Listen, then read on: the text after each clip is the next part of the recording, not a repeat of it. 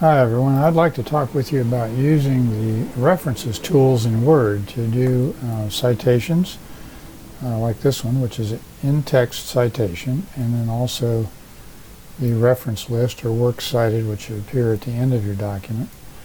So let's walk through some of the steps. So the first thing is to go to the References tab, and then within the Citations and Bibliography group here, you have Manage Sources. So this is where you get to your list of sources. So the current list is the sources in this particular document, and the master list is sources that you have used at any time in the past. In your copy of Word, it'll save all those. So if you've used one before, you can easily just copy it over by clicking on the reference and copy it, and it will add it. But I want to show you how to do a new one. So let's suppose you have a new one, and we'll click on New. You're going to get a form, and there's a lot of different forms depending on what kind of a source you're using. So most of yours are going to be journal articles, and there's really two pieces to that. When you select the source up here, it picks the fields that you need to fill in. But there's one little hiccup in that. If you pick a journal article, but you actually got the journal article online, you'll need to click on the Show All Bibliography Fields. And you see now that the fields that were on that short form are now marked with a red asterisk. But if you got a journal article online, you need to go down and fill in the year accessed. I'm just going to go ahead and do this. And the month, and then the URL. Whoops, I need to edit that. It didn't finish.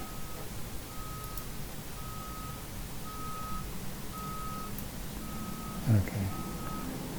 So the URL then would be the HTTP,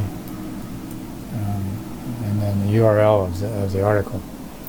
But I want to go back and show you something else, and that is in the author field. If you click in any field, you'll see down here an example of how that should look. So if you click in the author field, you'll see that the authors are listed last name first with a semicolon in between them.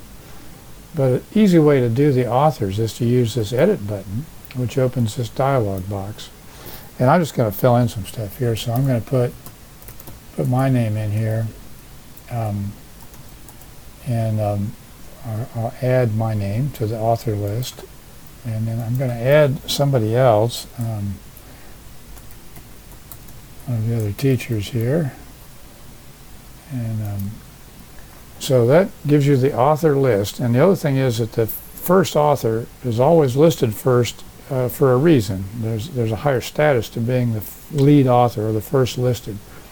So if you've entered those in the wrong order, you can actually select and change the order here. And then when you click OK, you'll see that it puts all those authors in the author field, all in the correct formatting for you. So it's easy to use that form to fill these out. So then you're going to put the title of the journal article and the journal name and the year and the pages that the article is on. And when you finish with all that, you click OK, and so that will put that in the list. So I'm going to click Close. Sorry, that's running off the screen a little bit. Now, so let's suppose that this first paragraph is paraphrased from an article that Meg and I authored in a journal. So we're going to want to insert a citation at the end of that, an in-text citation. So we're going to click on the Insert Citation, and we're going to pick that. And so it puts that in for us. And then we're going to go down to the Works Cited, and because we've added a new source, we want to update.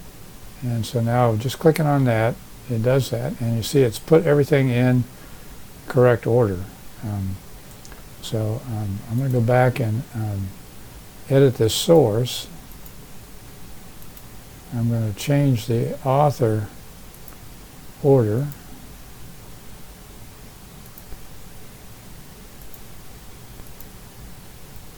And now you'll watch it. When I click on here and update, it's going to put Hancock first, since that's alphabetical.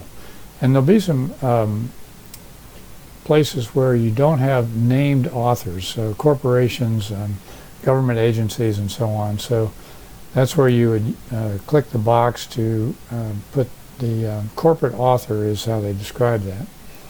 And so that'll alphabetize those as well. And so these are just the tools that are in here.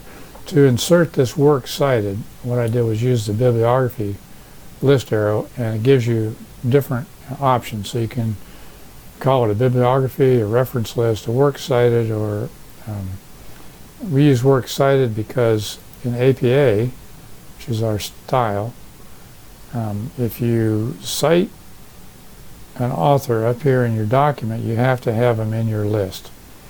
And if you don't cite an author, you can't have them in your list. So anything in the list down here has to be cited at least once in your document, and vice versa. So I hope this will be helpful to you, and I look forward to getting your papers with references.